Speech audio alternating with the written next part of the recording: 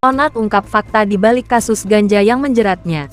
Musisi sekaligus presenter Onadio Leonardo atau Onat resmi menghirup udara bebas pada Rabu tanggal 28 Januari tahun 2026 setelah menjalani masa rehabilitasi selama 3 bulan di Yayasan Pemulihan Natura Indonesia, Ultra, Lebak Bulus, Jakarta Selatan.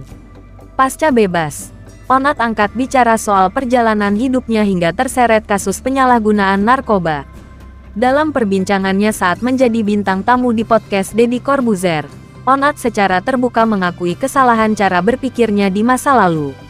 Ia menganggap penggunaan ganja sebagai pelarian yang wajar dari tekanan hidup dan merasa hal tersebut hanya berdampak pada dirinya sendiri. Semua yang direhab itu kebanyakan yang berat-berat lah. 90% tuh sabu. Oke. Onat bahkan menganalogikan pemikirannya kala itu seperti seseorang yang memilih tidak menggunakan sabuk pengaman saat berkendara. Menurutnya, risiko yang muncul hanya akan ditanggung oleh diri sendiri jika terjadi kecelakaan. Ia pun menyadari pandangan tersebut keliru setelah menjalani proses rehabilitasi. Onat mengaku baru memahami bahwa dampak penyalahgunaan narkoba tidak hanya dirasakan dirinya, tetapi juga memberikan luka mendalam bagi keluarga, terutama orang-orang terdekat.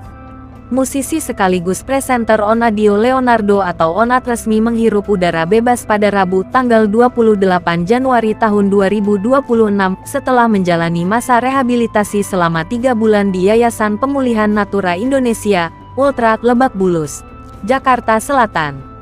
Pasca bebas, Onat angkat bicara soal perjalanan hidupnya hingga terseret kasus penyalahgunaan narkoba.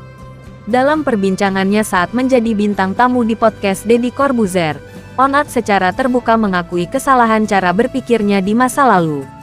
Ia menganggap penggunaan ganja sebagai pelarian yang wajar dari tekanan hidup dan merasa hal tersebut hanya berdampak pada dirinya sendiri. Onat bahkan menganalogikan pemikirannya kala itu seperti seseorang yang memilih tidak menggunakan sabuk pengaman saat berkendara.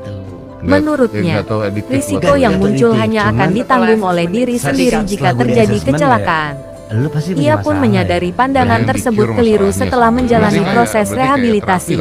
Onat mengaku baru memahami bahwa dampak penyalahgunaan narkoba tidak hanya dirasakan dirinya, tetapi juga memberikan luka mendalam bagi keluarga, terutama orang-orang terdekat.